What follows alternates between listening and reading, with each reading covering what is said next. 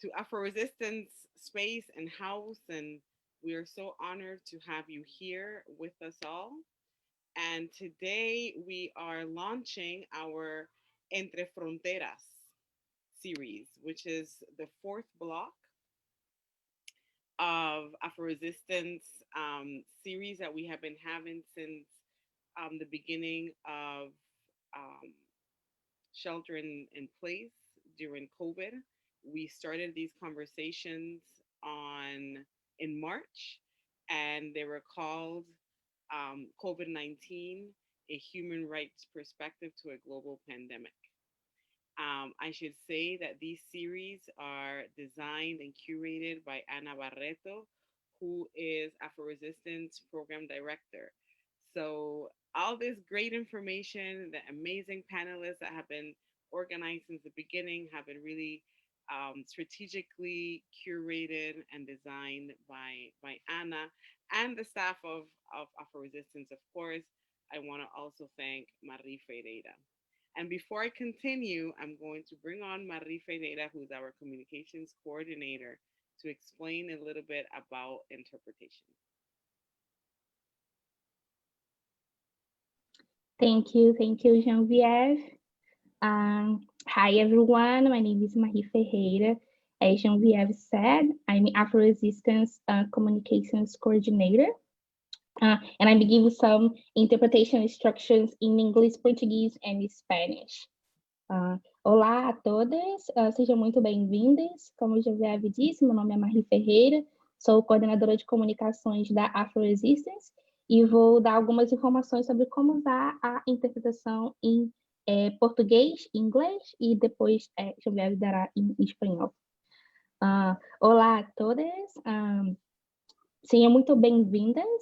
Meu nome é Marie Ferreira, sou comunicadora de comunicações de Afro Resistência e darei informação sobre como utilizar a interpretação em português, inglês e espanhol.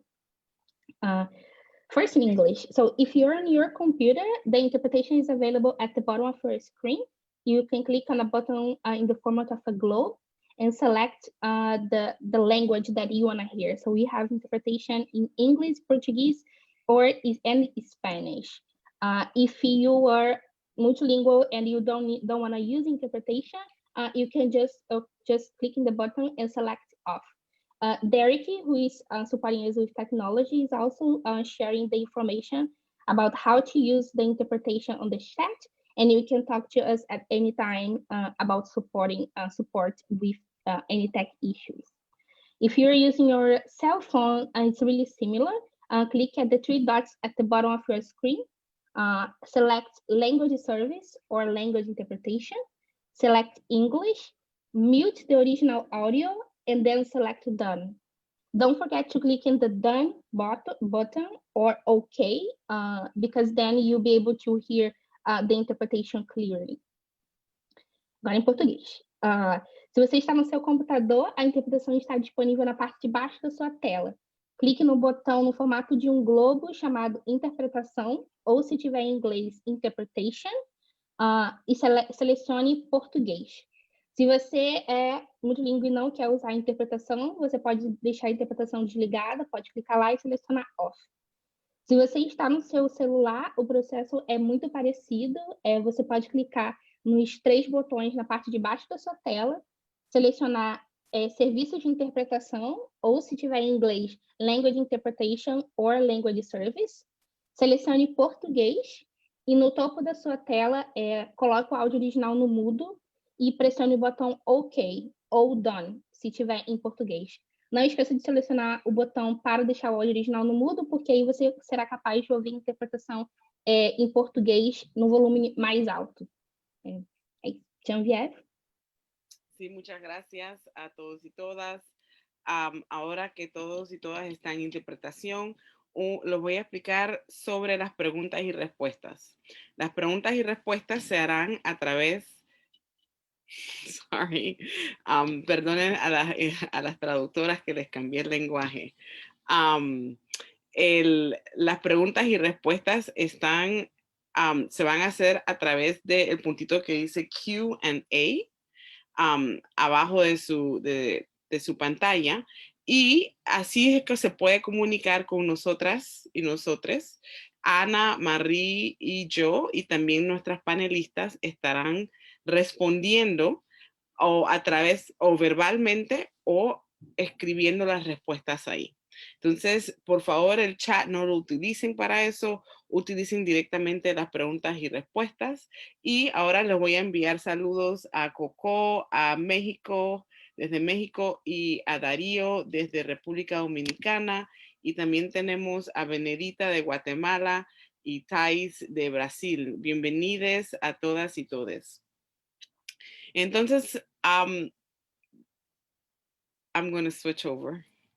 Y me verán lastimosamente o bien haciendo eso, doing that a lot during the talk, because we also have our viewers on Facebook that are not receiving interpretation right now. So we also need technology to catch up to the African diaspora and be able to offer these things via live platforms.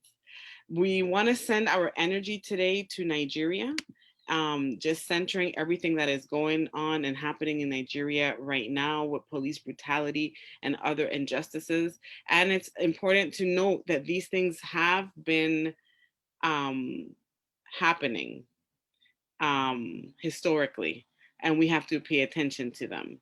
So this is why it's important to center Black lives globally and to really honor the humanity of all lives.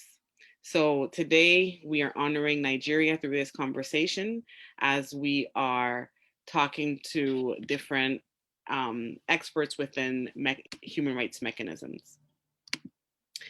The format of today is meant to really connect the communities with international human rights mechanisms. And the title of the series is Entre Fronteras, which means that we are trying to dismantle borders and really open up different ways of communications. So this is a new format for Afro-Resistance. It's a new format that a lot of people will engage with. So I hope that you sit with it, you sit with us, and you accompany us in this journey. I want to introduce our speakers. Speakers will have 5 minutes with opening remarks. Then we are going to share a video from a question from a communities in the Americas. Throughout people speaking, throughout the panelists sharing, please make use of the Q&A so that we can also approach and send different questions. And after they speak, make sure to interact with them through the Q&A in a way that is really fruitful and gets a lot of information flowing. After they answer the video question that was sent to Afro-Resistance, then we're going to have dialogue where they'll be able to speak with each other and also address the questions that we get through the chat. So the first person is Dominic Day. And I'm going to read some of the bios, and we're also going to put the bios in the chat as we speak in the 3 different languages. Dominic Day is the chair of the UN Working Group of Experts on People of African Descent, a fact-finding body mandated by the UN Human Rights Council to investigate and report on the situation of people of African descent globally. She is a human rights attorney and leads Daylight, where she also maintains a civil rights practice. She holds a bachelor's degree from Harvard University and a Juris Doctor from Stanford Law University. Welcome, Dominique. Angela Pires Terto. Angela is a doctorate and has a doctorate in development, society, and international cooperation from the University of Brasilia. She is graduated in law from the University of Brasilia with a specialization in human rights and democratization processes from the University of Chile and a master's in international human rights law and humanitarian law from the University of Essex, United Kingdom. Angela currently works as a human rights analyst at the UN in Brazil. Bienvenida, Angela. And we have Charo Mina Rojas, who is an Afro-Colombian human rights defender with more than 2 decades of experience in activism for the defense and protection of the collective rights of Black people and Black women. Through her work, she has contributed to educate and mobilize the national and international community about the history of struggle and resistance of Black people in Colombia, and to denounce the multiple forms of violence that are imposed on the lives of Black women as part of the strategy against the political project of Black people in Colombia. Charo is part of the Black Communities Process, PCN for its acronyms in English, in Spanish, and the Afro-Colombian Solidarity Network, and serves as a spokesperson in the follow-up processes for the implementation of peace agreement with Black people and Black territories. Bienvenida a Charo, who is also a good friend of mine and ours. So I'm going to open it up to Dominique, then Angela, and then Charo for your initial observations and voice. Good morning to everyone. And I want to thank Afro Resistance for these incredible conversations that you've been convening, for including me. It is really an enormous privilege, and for just the opportunity to sit in conversation and in community with all of you.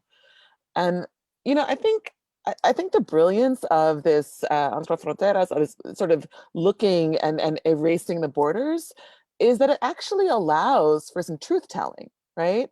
I work specifically on racial justice and specifically on issues around people of African descent. And a lot of times when we're talking about the things that happen and the things that happen similarly, place to place to place, and excuse me, I thought I could sit outside, but of course now there's a dog who wants to be involved. You know, while we're looking at things that happen, types of racial injustice, violence, exclusion, failures to see who we are, failures to privilege us, and the ways those happen similarly, country to country. When you talk to people about it, when you talk to people in power about it, when you talk to white people about it, they say, oh, but you know, there's always inequality, there's always injustice, there's no perfect systems, everybody's trying, things get better over time, the arc of justice, or what is it, the arc of, I've already forgotten the thing, the arc, you know, the arc bends towards justice. And people have a lot of important sayings that give us strength and hope, and I understand that. But the borders themselves have been used as a system of taxonomy, a system of classification to divide, to fragment Afro-descendant identity, and to fragment these issues, not into common issues we share as people of African descent across the diaspora and on the continent, but as issues that are very particular to a specific place and time. And what that does is it's allowed people to render racism into white noise. It's something in the background. If it's not happening to you, you don't see it. But I can tell you this, I worked in Iraq some years ago, and I remember I was meeting with the chief judge about some Afro-Iraqis in Basra who couldn't get papers, couldn't register, couldn't access any social services. And the judge didn't believe it. He said it's impossible. These people could not be Iraqis and not be able to access Iraqi citizen services, and he wanted to see them. And so we brought them to the courthouse, and they weren't allowed into the courthouse because they were considered not even human enough, not even real enough to be allowed to go into the courthouse to see this judge who was a very high level person.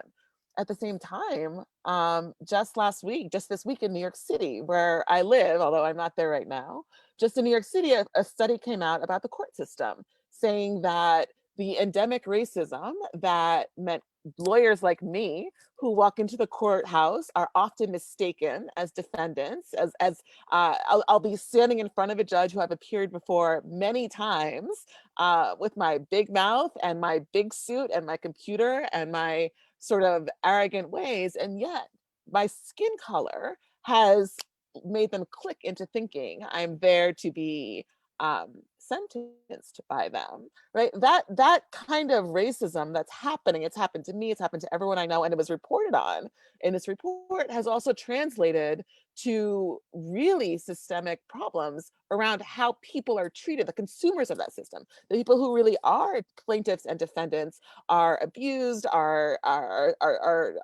consistently treated poorly, excluded, disrespected, made to wait for hours. So how is it that we have a situation that I saw in Iraq so closely mirrors a situation that I've experienced personally in New York City, to the point that when I saw it in Iraq, it was familiar to me? And that is, I think, the genius of this sort of conversation of being beyond borders, because the inconsistencies that the courthouse, which is literally a place for the public, is actually highly discriminatory, is actually maintaining white supremacy in very provocative ways at every level. How is it that that's true in Iraq as much as it's true in New York City? And the reason for that is that we actually have seen the global spread of not only white supremacy, but racism as a tool for the creation of the modern economy and the modern global life through the exploitation of people who look like me and like some of you, right? Through this idea that our lands, our bodies, our intellect, our resources, our skills are there to be exploited, to be used, and to be translated into white profit and white success. And so that space alone is something we live with, and we may experiencing it. We may experience it in ways that are very local, right? We may experience it in ways that are particular to our specific environments, but we do see these enduring themes that translate country to country to country. We see smart children can't find educational opportunity. We see people working at jobs below grade. We see police brutality and police violence against people of African descent in country after country after country. And so maybe the genius of this moment, and I'll finish up with this, I feel like I might be a little bit over. Maybe the genius of this moment is some of this is actually being amplified for the public. I think for a lot of those of us of African descent, this has been a challenging moment because a lot of this is stuff we already knew, we were already living with, we were already navigating as conditions of our survival and our success. But perhaps in this moment, as it's being amplified, we can help people see this ongoing persistence of systemic racism as it occurs, and not merely through the death of a Black body, through atrocities that are too difficult to ignore, which, by the way, have been ignored, right? Like you've seen a lot of Black death be ignored. And in this space, maybe we have this opportunity, but I think the very reality that Afro Resistance is pointing out is we actually need to erase these borders, because these are racialized realities that exist across borders. They exist very similarly, and they reinforce each other across borders. And so the border itself is a mechanism of white supremacy, just as much as when it was drawn to protect imperial interests, as it is today to maintain systems that colonize, oppress, and dehumanize. Thank you. Thank you so much, Dominique. Before we move on to the next speaker, the nerves got the best of me today, and I did not introduce Sheila de Carvalho. And I want to take responsibility for what that might have created. Sheila is an international human rights lawyer and activist, United Nations Fellow at Program for People of African Descent at the Office of the High Commissioner of Human Rights. She is part of Black grassroots movement and Black organizations in Brazil, such as UNE Afro Brasil and Black Coalition for Rights. She's the co-founder of Combativa, Cooperativa Latinoamericana de Derechos Humanos, an itinerant office to promote human rights. Currently, she's a member of Human Rights Commission of Brazilian Lawyers Association, coordinating actions on torture and institutional violence. She also actively participates as a speaker in seminars and conferences worldwide, and has published and edited several reports, articles, and legal analysis in the human rights field. Thank you, bienvenida, Sheila, to this space. And now I'm going to invite Charo to give us her opening remarks. Gracias. Bueno, quiero saludar primero. Es realmente una alegría enorme poder estar aquí con ustedes. Estoy viendo unas caras que aprecio muchísimo y me alegra tanto. Y pues estas conversaciones son tan importantes precisamente por lo que decía antes Dominique, la manera de romper con esas barreras que se han creado y que son parte de las bases para sostener el racismo y todas las formas de discriminación que nos mantienen como siempre en el background, ¿no? En la parte de atrás, invisibles, minimizados como minorías, etcétera. Es muy importante y agradezco realmente que podamos tener conversaciones como estas. Yo quiero aprovechar estos pocos minutos para enfocar un poco la atención en una de esas particularidades, digamos, en un lugar como Colombia. Colombia, que es el tercer país en las Américas con mayor población afrodescendiente. Colombia, que tiene uno de los sistemas normativos más sofisticados, si se quiere, en términos de reconocimientos de derechos, de plurietnicidad y multiculturalidad, de derechos colectivos, de territorio, de poblaciones afrodescendientes, etcétera. Y que sin embargo tiene una de las formas más solapadas y rampantes de practicar y de ejercer el racismo como una manera de mantener a la gente afrodescendiente en unas condiciones como de esclavización moderna, ¿no? Entonces, pues pensando un poco en el decenio y en estos principios del reconocimiento de la justicia y el desarrollo que se piensan, ¿no? Se pensaron como estrategias para lograr igualdad y para lograr pues alcanzar la no discriminación.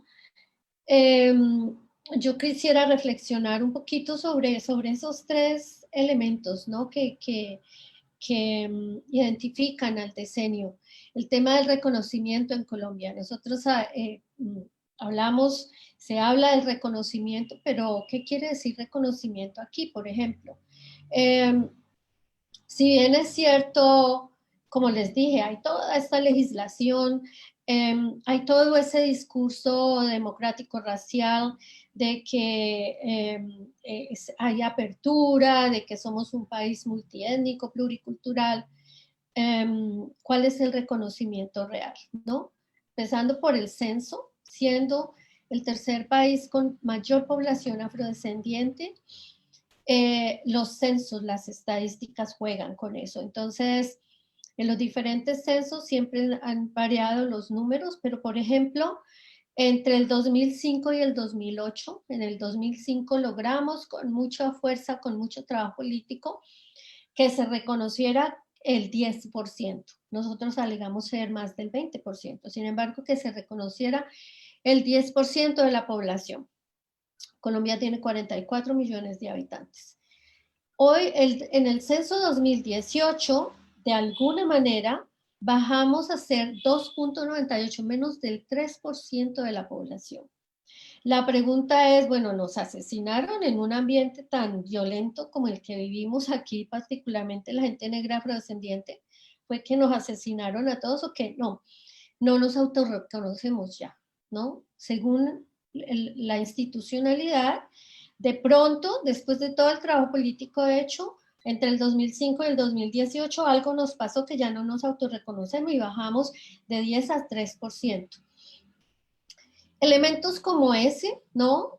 Son significativos porque para nosotros esos son estrategias, a pesar de todo el discurso que se pueda plantear con respecto al reconocimiento, son estrategias para sacarnos del camino como población que se identificarse como una persona afrodescendiente en Colombia por lo menos, para nosotros tiene un valor político importante porque es una manera de de instaurar y establecer mecanismos de defensa de derechos, no solo individuales como personas y como ciudadanos colombianos, ciudadanas colombianas, sino también como colectivo, como pueblo. Tener derechos como pueblo significa tener derechos territoriales, tener derechos culturales, tener derechos particulares que efectivamente generen ese conocimiento. Entonces, es una estrategia de ir como desequilibrando y borrando la huella que venimos dejando y todo el trabajo político hecho para ese reconocimiento.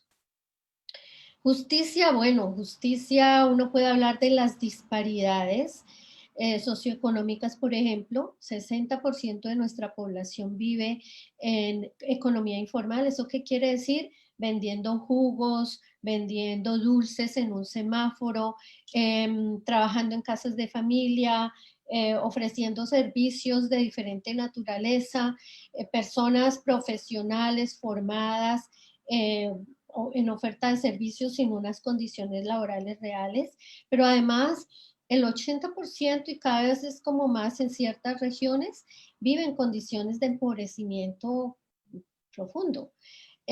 Solo 1% de nuestra población alcanza la educación superior. Son brechas enormes, ¿no? Para hablar de la justicia, y si hablamos del campo de violencia en el que vivimos, la impunidad, la violencia contra mujeres es enorme y la impunidad, la invisibilidad de la violencia contra nuestras mujeres es infinita. Entonces, uno habla de la justicia, pero ¿qué quiere decir la justicia en contextos como los que estamos viviendo? Y el desarrollo, pues nosotros hablamos de buen vivir porque es una contrapropuesta al desarrollo capitalista, a las formas impuestas sobre maneras particulares de vivir y de concebir el mundo, de concebirnos a nosotros mismos y la relación con otros. Y en ese sentido, esta forma de nombrar el desarrollo que no cuestiona esa estructura capitalista a partir de la cual el racismo se sostiene, el patriarcado se sostiene, pues a nosotros no nos dice mayor cosa, no nos abre realmente oportunidades. Entonces yo quería plantear, y sobre todo un punto de vista desde como mujer negra afrodescendiente, y menciono negra y afrodescendiente porque el elemento del racismo, o sea, no se quita con ser afrodescendientes. Entonces, la politización de la racialización es todavía importante mantenerla presente y activa. Pero como en esta perspectiva quería hacer una reflexión de esos tres componentes de lo que caracteriza el decenio, para poder conversar sobre eso. Yo entiendo que podemos hacer dos preguntas, me indican cuándo las comparto, y dejo hasta aquí la reflexión para, no sé ni siquiera si me pase el tiempo, pero dejo hasta aquí la reflexión para que podamos conversar. Gracias. Muchas gracias, Charo. Muchísimas gracias. Ahora le cedo la palabra a Ángela.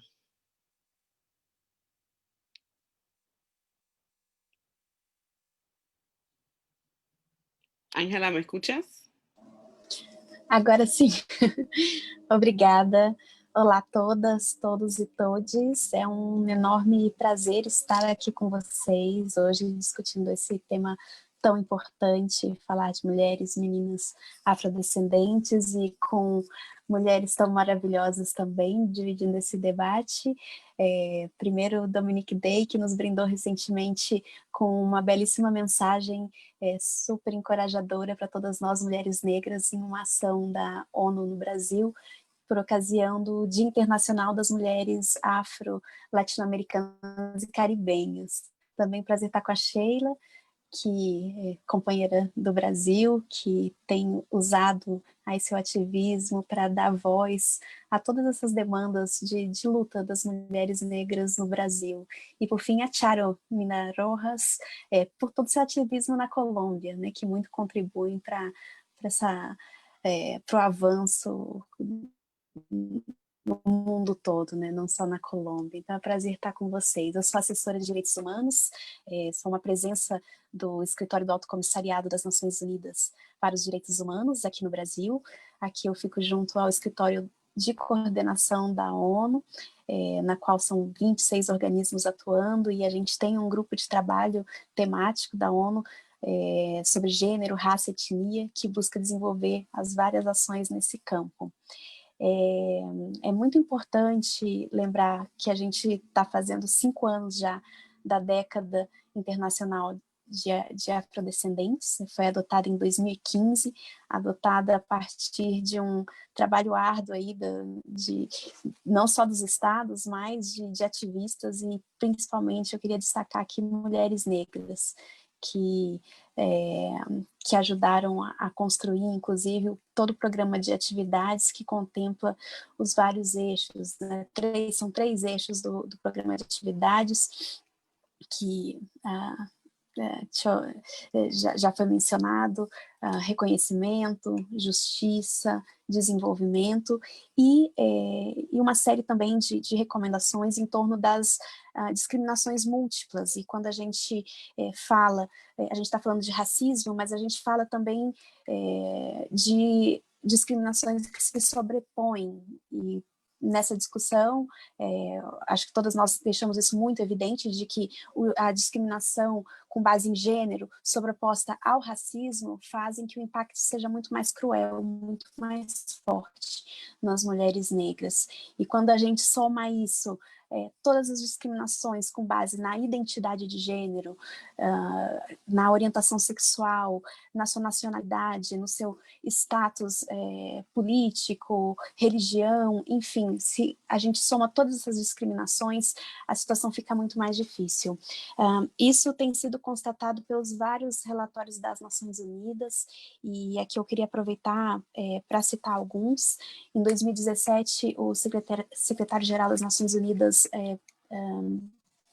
apresentou seu relatório com foco em meninas e mulheres, e apresentou dados que não são surpreendentes para nós, né, que vivemos o dia a dia, mas que tornam evidente que a gente precisa não só discutir gênero e raça, mas que a gente precisa adotar legislação, que a gente precisa avançar nas políticas públicas específicas, né, com esses recortes. E ele trouxe dados relacionados à pobreza, e que as mulheres, na América Latina, principalmente, tem uma taxa alta de pobreza. E quando a gente olha o número de mulheres negras, ele é muito maior e chega a ser bastante desproporcional ao número de mulheres negras. Esse relatório também ele traz um número relacionado a dados de mortalidade, inclusive cita um dado do Brasil com relação à mortalidade materna, também trazendo que a mortalidade materna ela afeta muito mais as mulheres negras do que as mulheres não negras. Olhando hoje os dados do ano passado e também os dados até esse ano, mesmo com a Covid, segue sendo muito grave. 65% das mortes maternas no Brasil, segundo os dados do Ministério da Saúde, são de mulheres negras. Então fica evidente o quanto que esses processos de discriminação, de racismo, afetam o acesso à saúde, afetam os direitos, o acesso a direitos sexuais e reprodutivos. E aí é bastante emblemático o caso Aline Pimentel, um dos únicos casos que a gente tem hoje do Brasil que foi levado a um comitê internacional de direitos humanos, o Comitê das Nações Unidas, foi levado à CEDAW.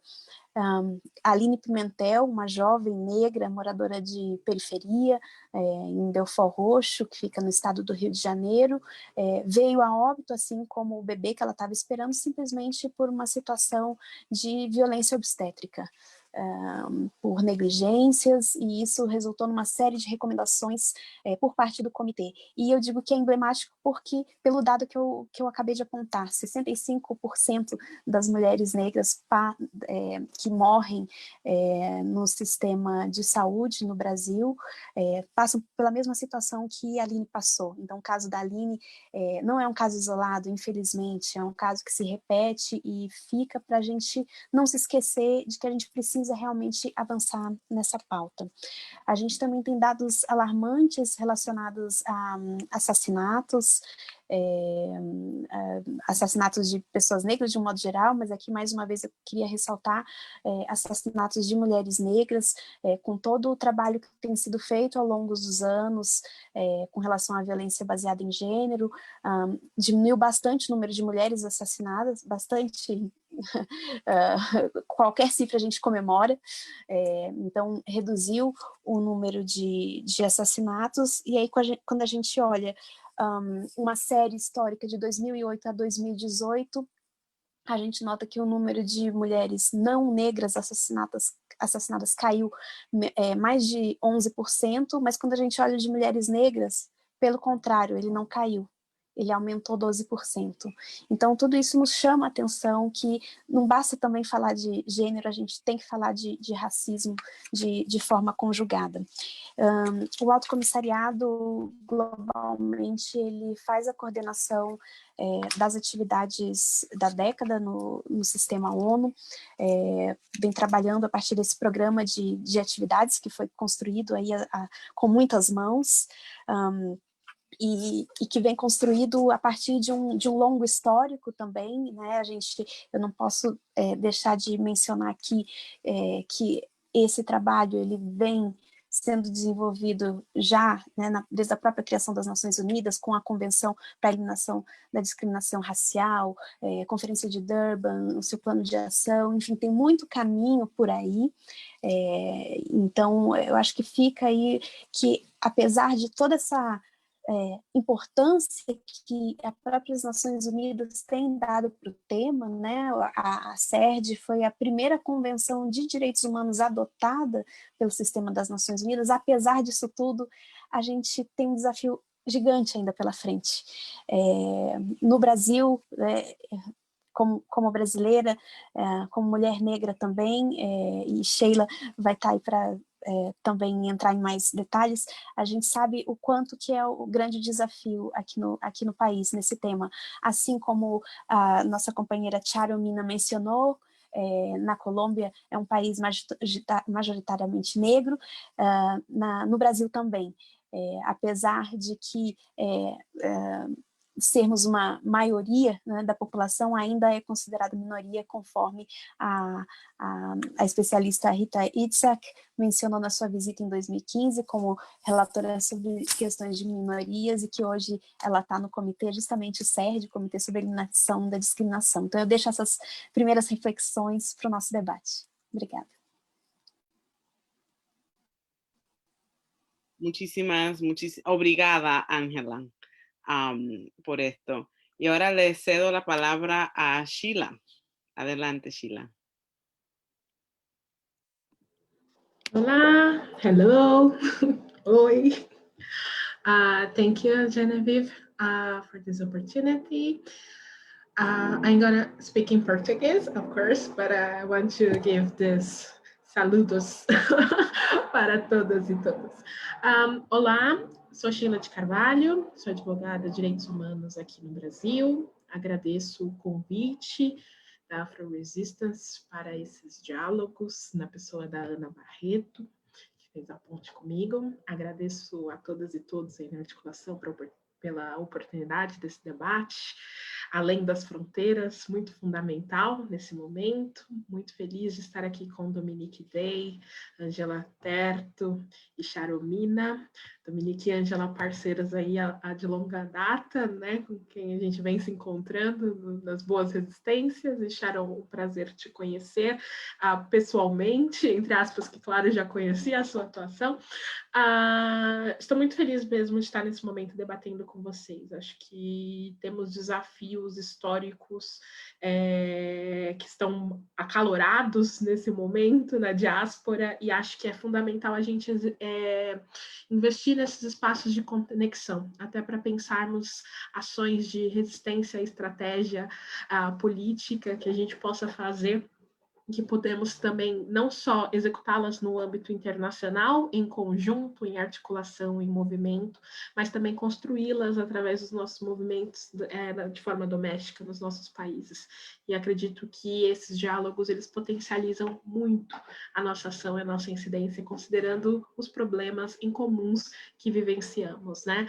A Ângela deu uma boa contextualização aqui dos maiores desafios que a gente vive no Brasil, né? Questão de mulheres negras, fico muito feliz hoje de fazer parte de um movimento que é liderado por mulheres negras, né? Não só a Uniafro Brasil, que é uma organização, um movimento negro de base, o Grassroots Movement, negro aqui no Brasil, mas a Coalizão Negra por Direitos, que foi uma articulação feita pelo movimento negro brasileiro, que reúne hoje mais de 150 entidades, organizações e coletivos negros de todo o Brasil, né?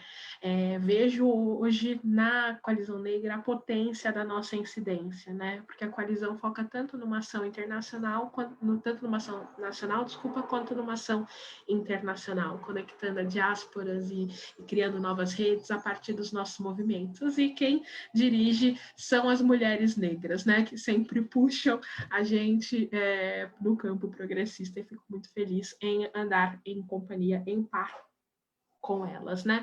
E quando a gente fala de uma situação de Brasil, né, o que mais destoa é a questão da violência que a gente vive hoje, né?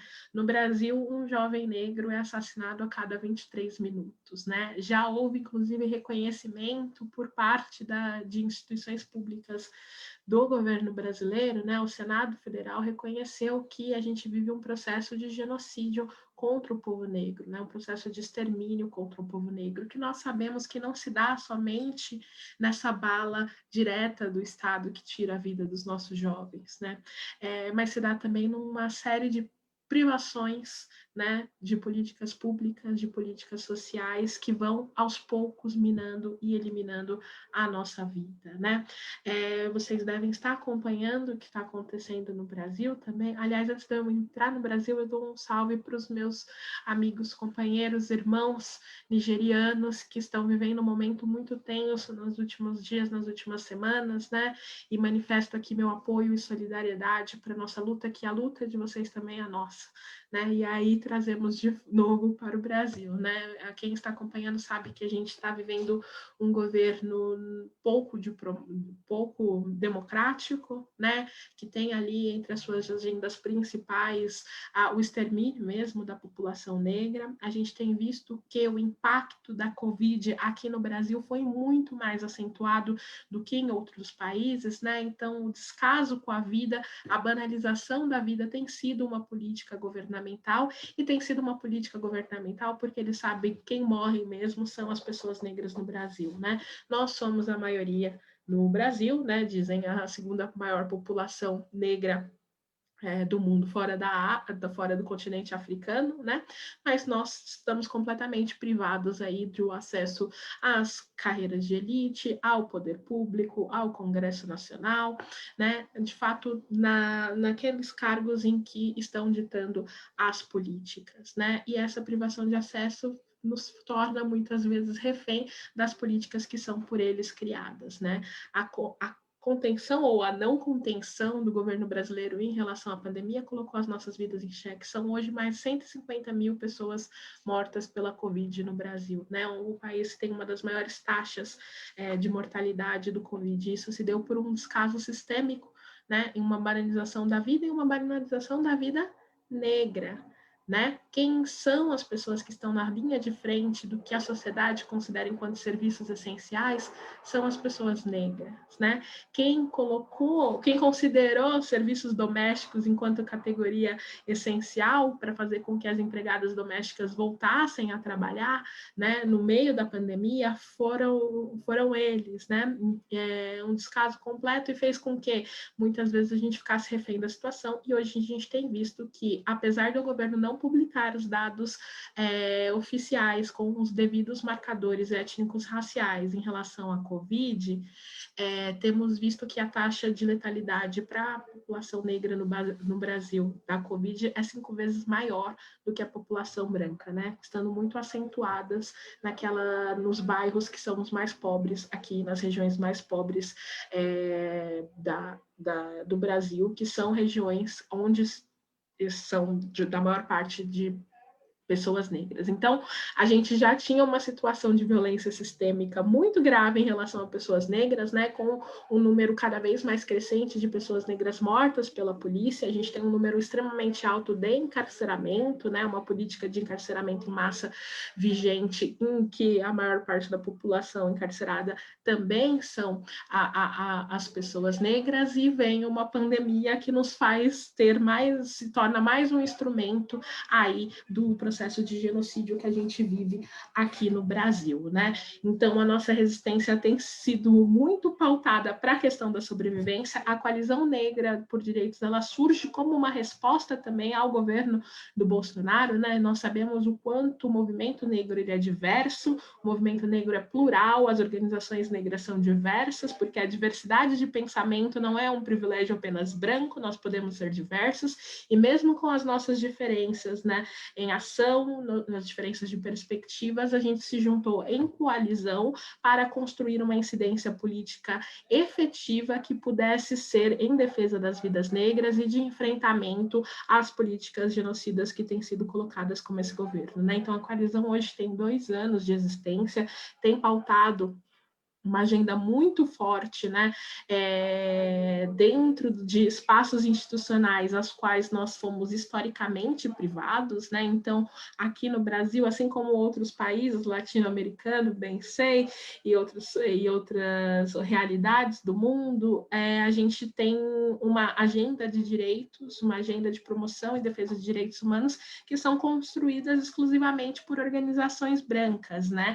Dominique deve saber Dominique e Ângela, né? Quem acessa a ONU no Brasil, né? Quem consegue acessar organismos internacionais de proteção pelo Brasil sempre foram organizações brancas, né? Volta e meia tinha participação de organizações negras, né? Mas era sempre uma organização branca falando por nós. E isso a gente, né? Uma das ações da coalizão é assumir o microfone, né? Assumir o megafone. O megafone é nosso, nós vamos falar por nós. É nós por nós na construção política, né?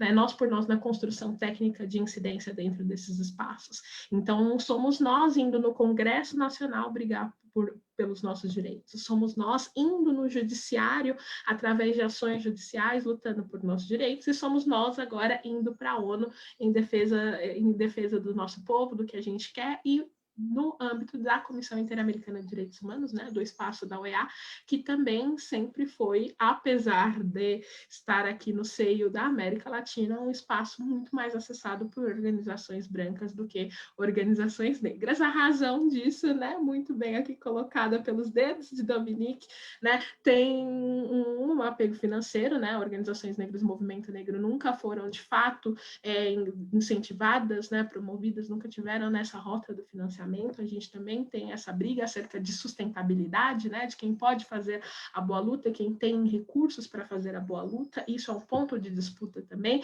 e eu acho que o que a gente tem nesse momento é algo que não dá para voltar atrás, nem um passo para trás, né? A gente está na disputa por esses espaços, na disputa por falarmos nós por nós. Ninguém mais fala por nós, né? Estamos aqui construindo uma política da forma como a gente quer, construindo a resistência da forma que a gente acredita que tem que ser, né? É outra forma do mundo, não tem concessão, não tem negociação, né? Agora somos nós.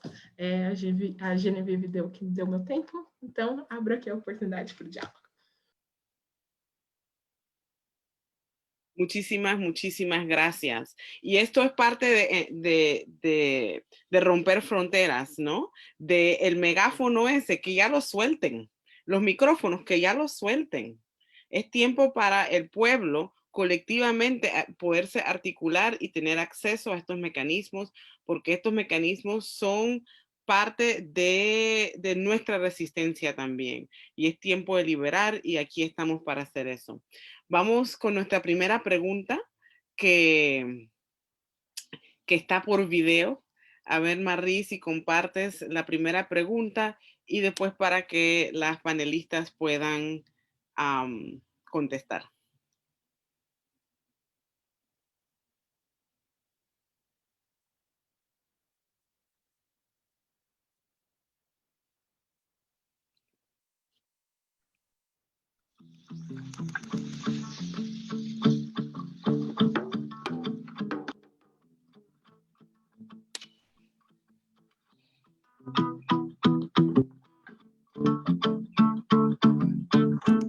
Olá, meu nome é Andresa Jorge, eu sou do Brasil, no Rio de Janeiro, e, enfim, agradeço a oportunidade de poder fazer uma pergunta para as panelistas.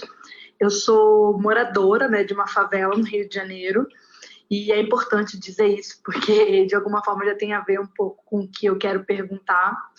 E só a nível de contexto, né, as favelas elas são espaços dentro da cidade que acabam se separando por uma relação muito contundente das desigualdades sociais e são majoritariamente espaços formados, né, em que vivem pessoas negras, racializadas de uma maneira geral e que ocupam as classes mais baixas, né, de pobreza. Então, eu fiquei pensando, relacionando a grande questão, né, das crises emergenciais globais, e o Brasil muitas das vezes não está dentro desse debate, como essa relação de território e segurança pública pode impactar, né, no nosso desenvolvimento enquanto continente, de uma maneira geral, porque quando a gente pensa nas medidas, né, institucionais de segurança pública para a população, elas estão sempre referidas e localizadas num ataque mais direto a esses espaços de favela, né? Em que se há, por exemplo, mais mortes por arma de fogo, incursões violentas da polícia, e tudo de uma forma institucionalizada, legalizada.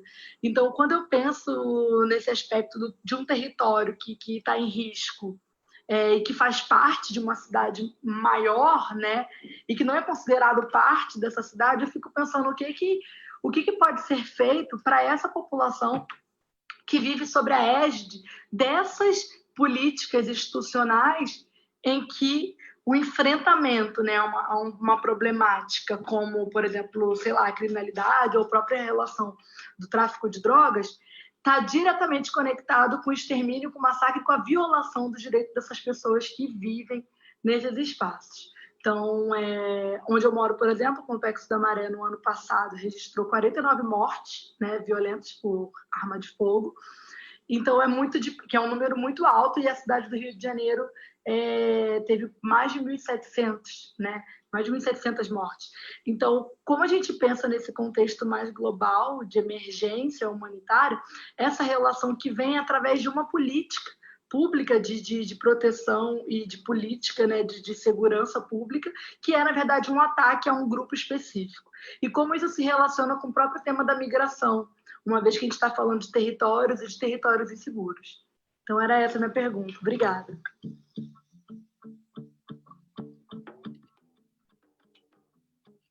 Muchísimas gracias por esa pregunta. A ver, ¿cuál de nuestras panelistas le gustaría abordarlo primero? Y vamos a limitarlo como a 1.5 minutos para darle espacio y tiempo a otras preguntas que también están en la pregunta y respuestas. Y la que esté lista, nada más quite su micrófono. Dale, Dominique. So I mean, I want to thank you for this question. I think it's very rich and very important. And I think it speaks to this moment. I think what I was trying to say earlier was that a lot of the hypocrisies and inconsistencies of our daily lives, they get erased when you start looking at it through a racial justice lens. And I think this idea of global emergency and who's at risk and who's policed in certain ways is the perfect example of that. So if you look back at the origins of policing in most of our countries, it had to do with slavery. It had to do with the control and the protection of white property, and that property was us.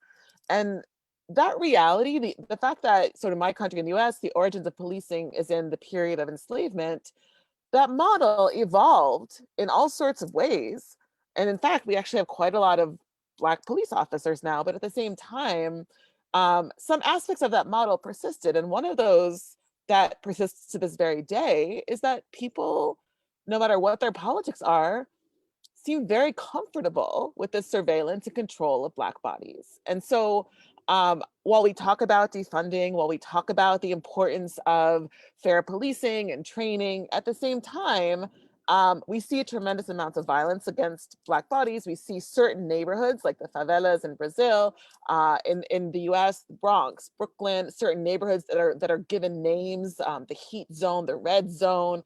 And on some level, even those narratives of how we talk about the people who live in these places and the people who struggle to survive and to give their children opportunities, they also are subject to narratives that end up validating and justifying this harsh and excessive policing, this a type of policing that suggests Black bodies are disposable and certain other people's bodies, but also their property, is the most important thing in the world.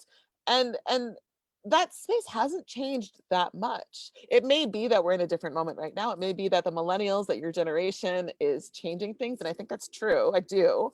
I've been immeasurably impressed. At the same time, this mindset that certain people are disposable, that we all feel safer if Black bodies are surveilled and controlled, that these narratives that justify that perpetuate, that hasn't really been erased. I saw a question in the chat I'll talk about for 2 seconds about how does art and literature play into this. We don't change these narratives. We don't change this discourse. We don't change these mindsets without cultural production, without the art, without the literature, without the language to restate and reimagine the world to reflect our truths. I think like Sheila was saying, we do have this space where we have been represented by other voices for too long. We have empowered, we have been forced to empower white NGOs to speak for us.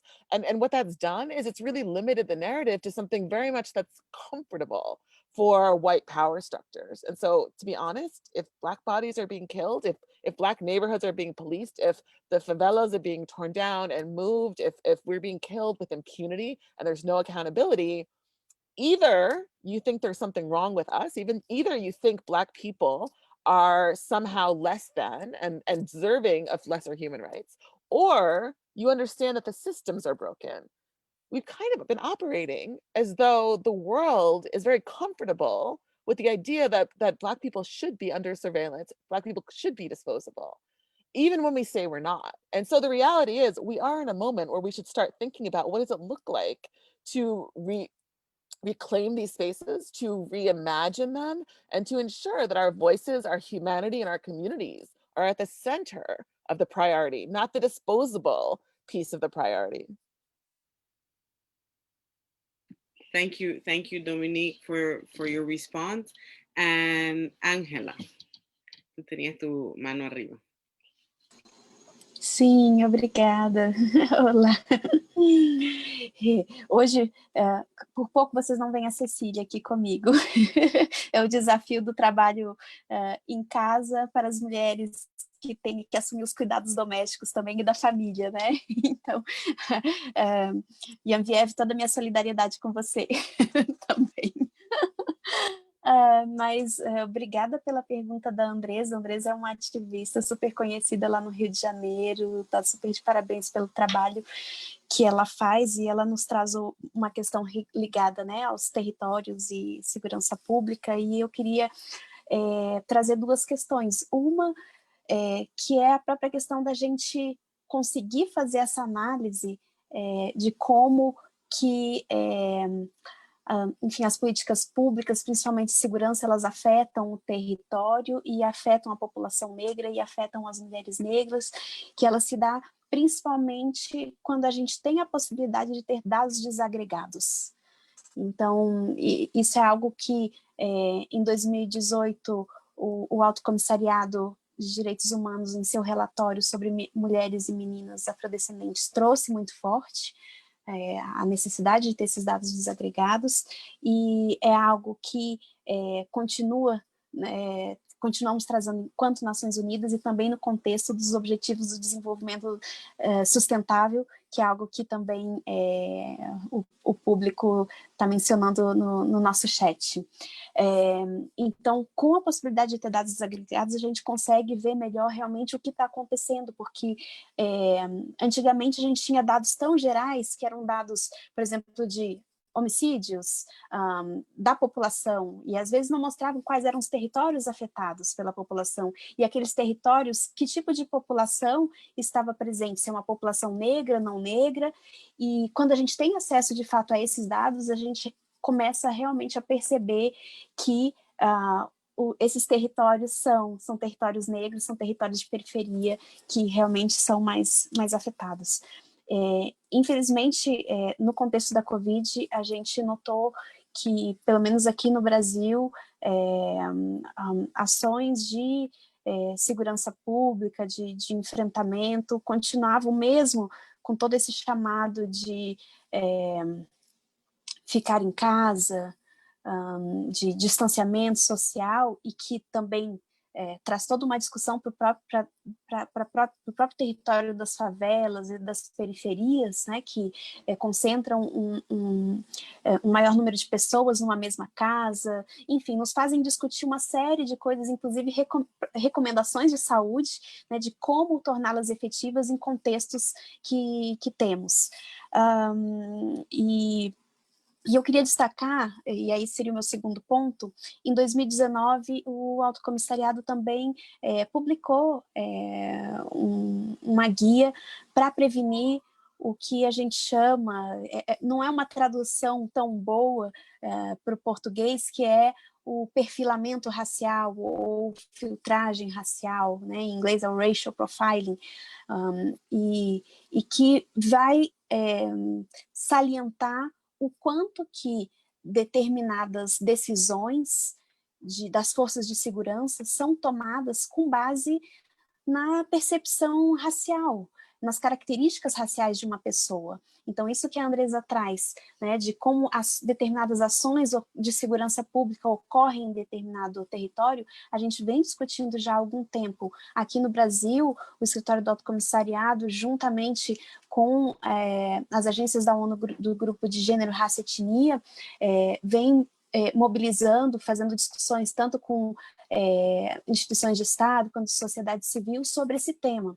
E esperamos agora em novembro poder lançar em português esse guia de prevenção ao perfilamento racial, justamente para nos somarmos a esse advocacy, a essa incidência política, sabendo o quão difícil é esse tema ainda no país. Obrigada.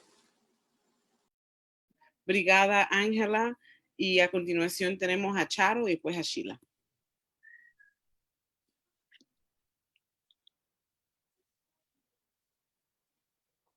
Adelante, Charo. Era yo, que no me había dado cuenta y todo el mundo estaba juicioso levantando la manito. Bueno, yo actualmente es una pregunta muy interesante y compleja, ¿no? Yo estaba aquí procesando un poco porque pensando un poco, tratando de trasladar las realidades de Brasil a las realidades de Colombia. Pensando en las favelas y nuestros barrios, en lugares como Cali, cinturones de población negra, entendida como minoría, en condiciones sociales de deprivación, y los territorios afrodescendientes que hoy se encuentran en condiciones de violencia y de ocupación militar violenta. Y finalmente yo tengo que volver esta pregunta sobre el contexto del tema del reconocimiento, porque nosotros hemos pasado por un proceso en el que me interesa mucho cuando lo pone la compañera como el tema del territorio, ¿no? Estos espacios donde nos localizamos sin reconocernos como parte del resto de la ciudad o del resto del contexto nacional. como ha sido nuestro caso.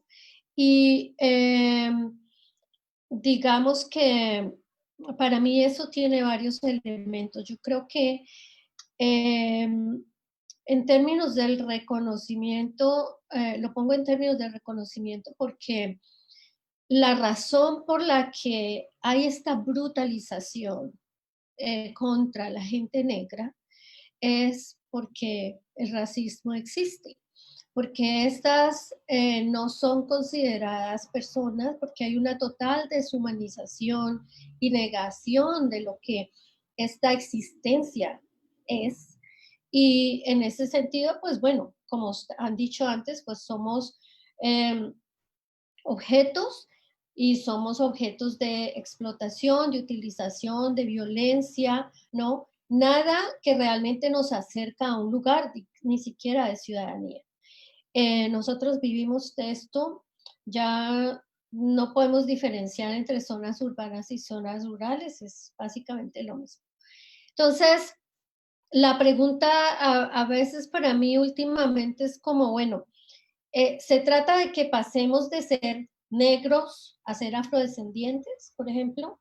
¿Tendría eso alguna diferencia en el sentido de que cuando nosotros en el 91 entramos en estos cambios constitucionales y posicionamos la noción de ser pueblo, ¿no? Buscábamos un poco como dar ese paso, esa trascendencia a ir saliendo de la racialización hacia un proceso de identificación con una trayectoria histórica y cultural que efectivamente nos dignificara y nos pusiera en un lugar de dignificación, no tanto de ciudadanía, más de autoridad al mismo nivel que la autoridad establecida dentro de la nación. Y ese proceso dio algunos frutos, si se quiere, en cierto sentido, en la manera en que hubo unas condiciones para posicionar, para visibilizar y para poner la atención un poco en toda esta noción de ser afrodescendiente, de ser pueblo. Pero eso está teniendo sus retrocesos, y está teniendo sus retrocesos porque el problema del racismo sigue allí, vivo, rampante. Entonces, y nos genera yo creo que plantea un tema de relación con el Estado, ¿no? Desde el pueblo nos relacionamos de una manera, desde ciudadanos nos relacionamos de otra. Y de esa misma manera los derechos son interpretados, los derechos son defendidos, la vida se valora o no se valora, o se valora en diferentes niveles, se respeta, se cuida, etc.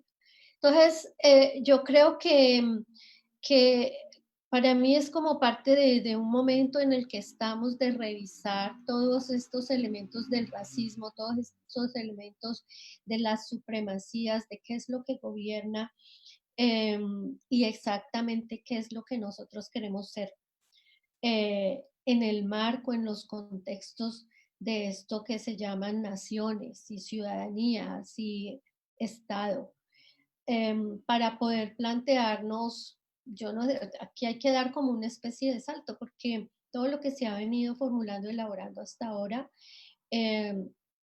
no está produciendo los resultados realmente que queremos. No queremos decir que no hay avances significativos, muy importantes, pero eso no deja de asesinarnos, eso no deja de convertir, como preguntaba la compañera, nuestros territorios en lugares de altísimo riesgo, de convertirnos en centro y foco, en objetivo, finalmente, de como una especie de objetivo militar, ¿no?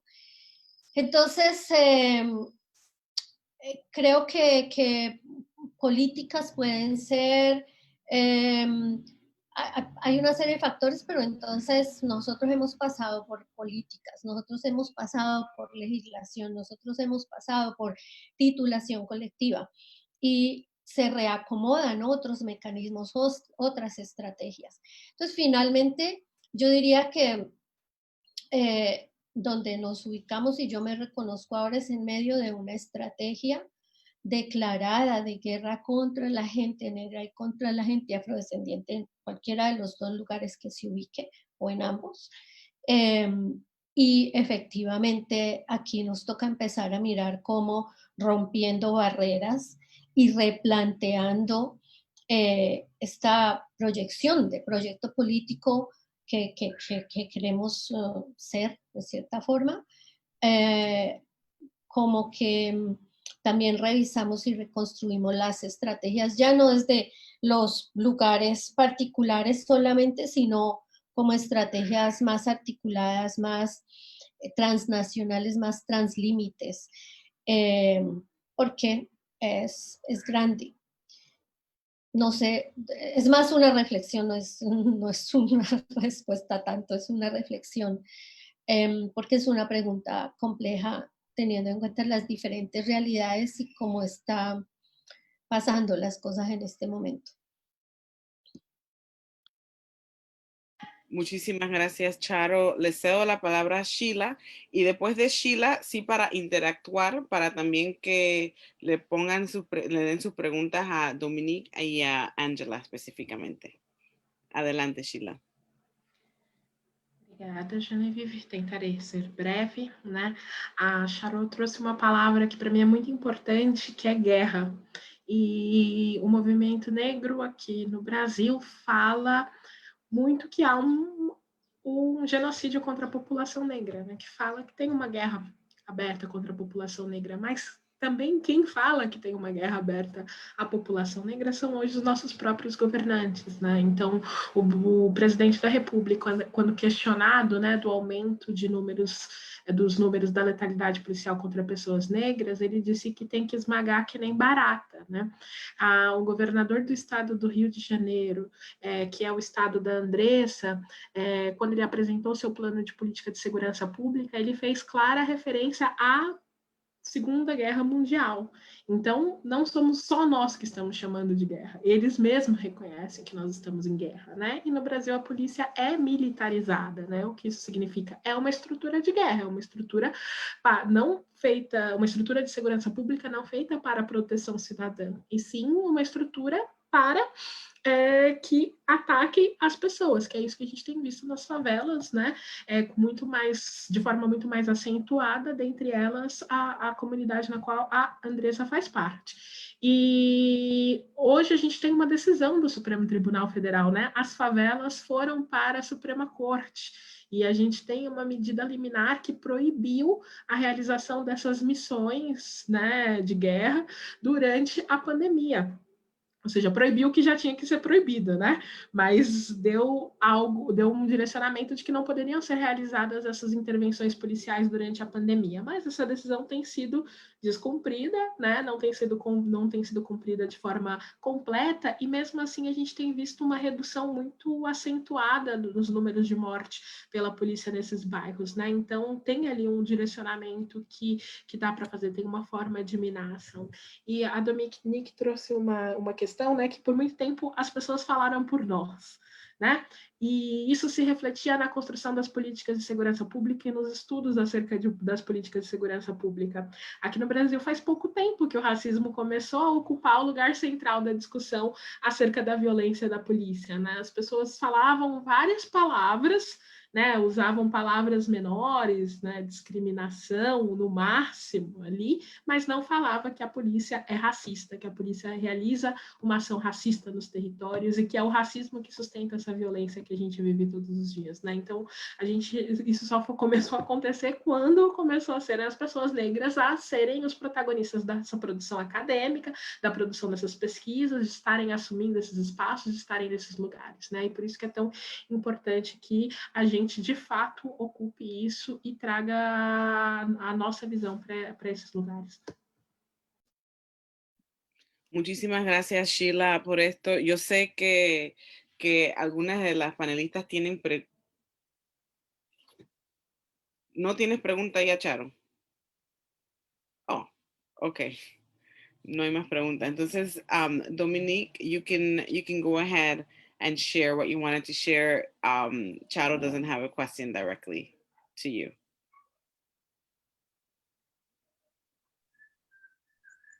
So Genevieve, I want to apologize. I think there was maybe a little hitch in some of the translation. So the questions that I think came from me and Angela, I think may not have been so clear. And so I wouldn't mind if there could maybe be a repetition of that. And I apologize, but I think it's challenging, all these translations in all these directions. Absolutely, absolutely. I did want to say, I had sort of a side point that to be very quickly about just, when you're talking about the importance of borders and the importance of erasing the borders, when we look at this through a racial justice lens and also through a human lens, which are not separate, it's also important to think about this because so much of the aggression and so much of the ongoing oppression and abuse of power is happening transnationally. So not only did the origins of policing start with slave patrols, but the actual models of policing, the tactics of policing, the training of police is actively exported as a profit enterprise by the US, by Europe, right? In every country, the US, Germany, England, France, all of these folks send police out to do training and technical assistance. NYPD, which is, has a terrible reputation for its ability to work with people of color, and especially with Black and Latinx people, and yet trains police around the world and outsources its tactics, including the CompStat program, including the ways in which it kettles people and contains both peaceful protest and legalized dissent. And this is not a small aspect of why we need to be talking transnationally, because in fact, these tactics are being shared and exported across borders with impunity. Thank you, Dominique. And Charo does have a question. Si es que antes no te estaba escuchando bien y por eso era que estaba haciendo las señas. Yo quiero hacer un comentario breve sobre una pregunta que vi sobre objetivos del milenio y una pregunta general que me parece que un poco para mover un poco la conversación hacia otro tema que quise poner, y es lo del objetivos del milenio. Para mí, los objetivos de desarrollo sostenible del milenio son cuestiones semánticas, ¿no? Desarrollo sostenible, eso no es compatible realmente. Y el desarrollo no es compatible con los derechos humanos. Entonces, ahí que no hayan incluido el racismo, para mí es explicable por esas razones y también por el hecho de que lo que se busca al final con el tema del desarrollo es mantener condiciones para continuar el crecimiento económico capitalista, ¿no? Concentrado en ciertos silos. Y pues si no hay racismo, no hay a quién explotar. Entonces, esto puede tener conversaciones y discusiones más largas, pero digamos que para mí es parte del centro del hecho. Entonces, reconocer el racismo es algo que no se ha dado, que Colombia es mestiza, entonces aquí no hay racismo.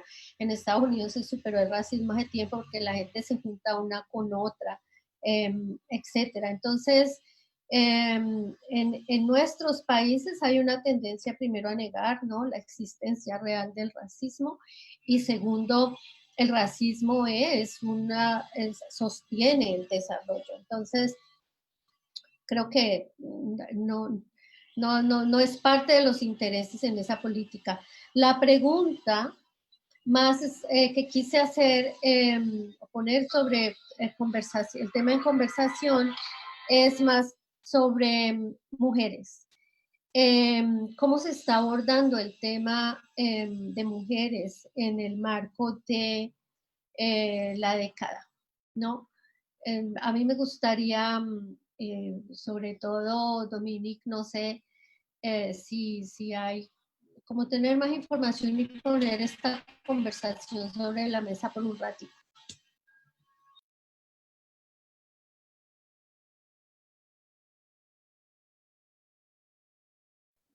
No, thank you. I think you've hit it on the head. This is exactly the challenge. It's also the hypocrisy. It's also the urgent need. And there's been this real urge, and some of us participate in it, right? To recast human rights abuses as development challenges. And you're right. We've seen, particularly in Latin America and South America, the ways in which capitalism absolutely is feeding off people of African descent, and there's been no ability to really challenge that. And so you see people working crazy hours, and you see wells being leached, and all sorts of anti-community aspects of the way big business operates in Latin America. You know, our working group of experts on people of African descent is putting out some operational guidelines on the Sustainable Development Goals, looking specifically around people of African descent.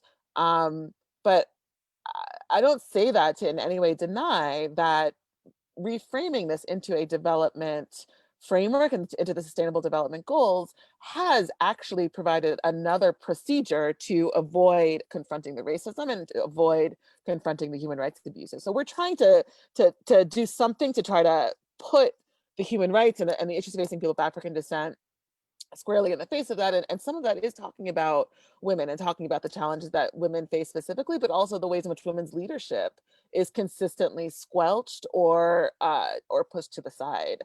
And yeah, I can't, I mean, Charo, I think your question also is the answer. I think the reality is the decade has not done enough. The decade will not do enough. I personally don't think I've seen the kind of commitments I'd like to see from either the UN or the member states to really make this decade into a moment of true acknowledgement, of true recognition, of true justice. And at the same time, I think part of our identity as people of African descent is being in struggle, and is we seize any opportunity we see, we fight any battle in front of us, and we hope that we can gain a little bit here and gain a little bit there. And so we have engaged in the Sustainable Development Goals because maybe they will mean something, right? Maybe we can grab something. And for a lot of our folk, I talked to some Colombian activists when I was in Nigeria last year, or in Kenya last year. For a lot of our people, they think about their challenges in terms of development and in terms of economics. So we engage in this because part of being Black is being in struggle, and part of being in struggle is fighting on as many fronts as we can find. But I think you're right, there is a real conflict at the core of this between the way that we uplift people's ability to profit and diminish the humanity and the rights and the you know, the basic rights of workers in that process. Thank you very much, Dominique. We're gonna let Angela go ahead and speak and answer the question as well, and then we are going to start wrapping up, everybody. Obrigada, Genevieve.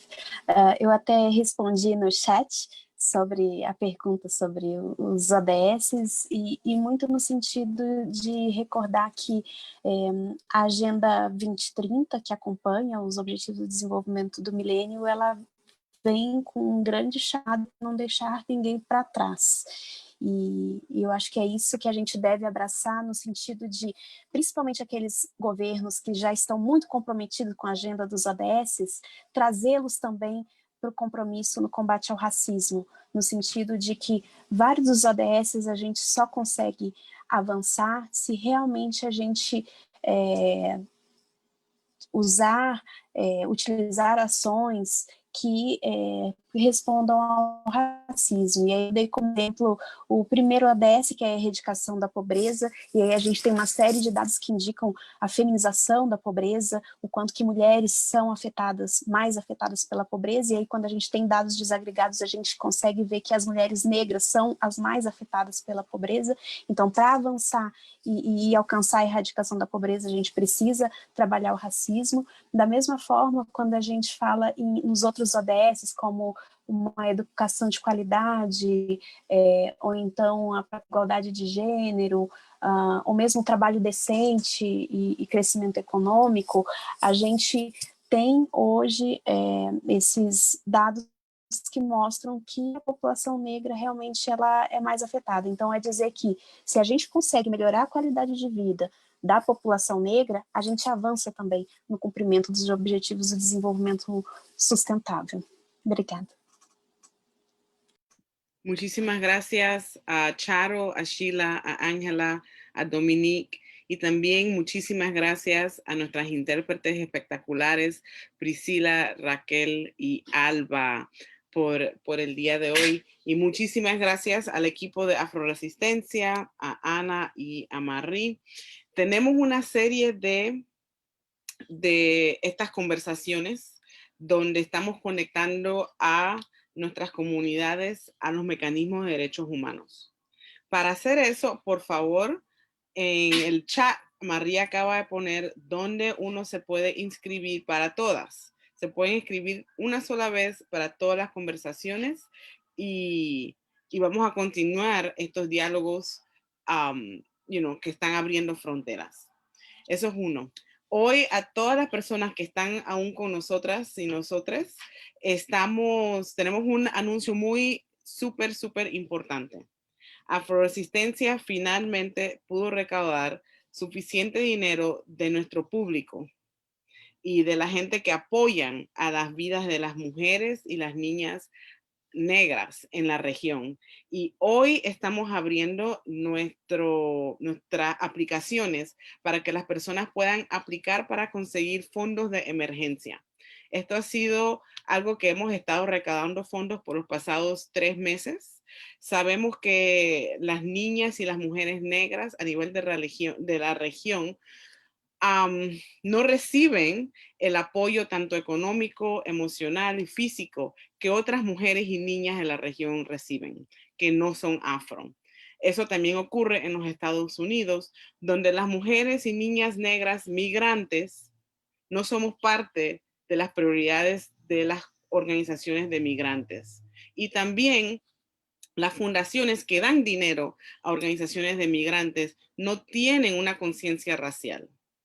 Y dentro de las fundaciones que dan dinero para justicia racial, el tema de migración es muy marginal. Entonces ahí queda Afroresistencia entre dos mundos y otras organizaciones que acuden a las comunidades migrantes negras.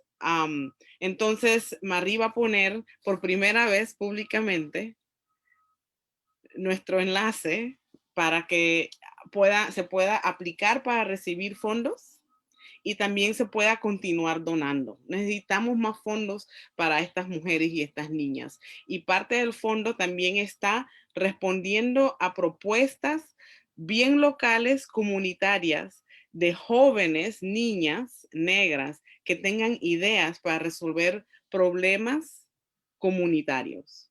Entonces es sumamente importante que se continúe donando, que por favor lo compartan con diferentes agencias o instituciones y personas individuales que nos puedan donar para ponerle dinero en las manos a estas mujeres y niñas negras.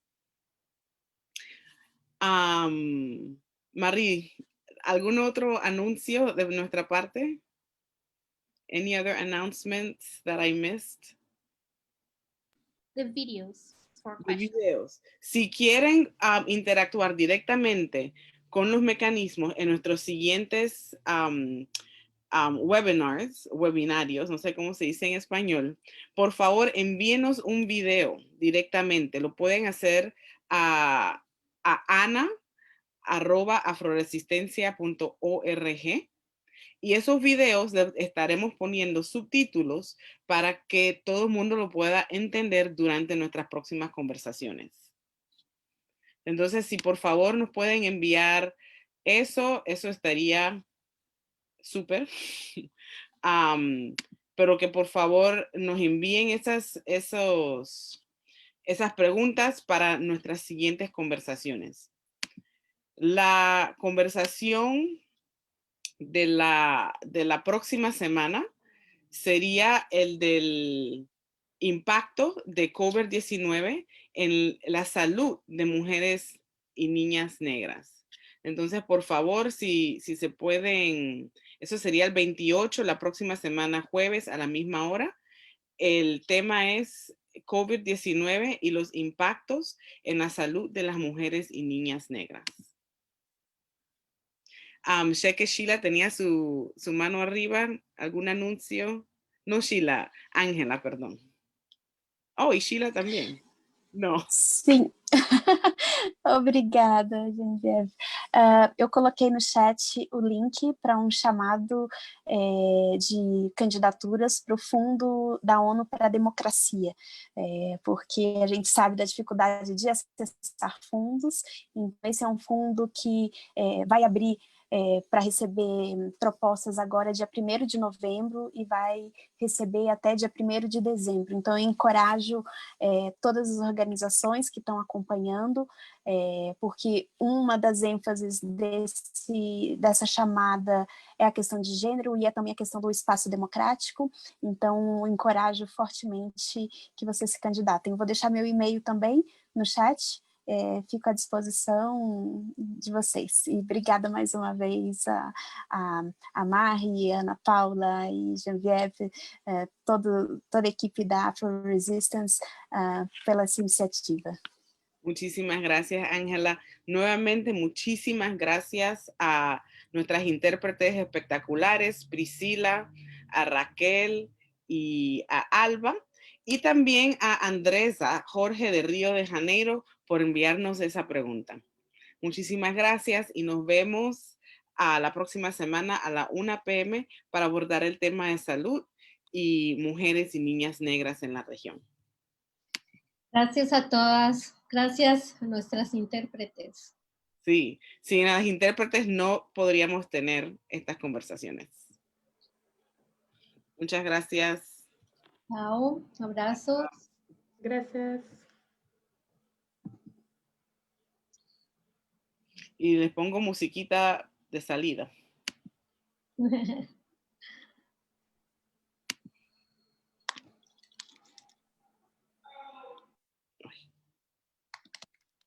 Y la música que estábamos tocando al principio era de Fela Kuti en honor al pueblo nigeriano que está pasando momentos muy difíciles.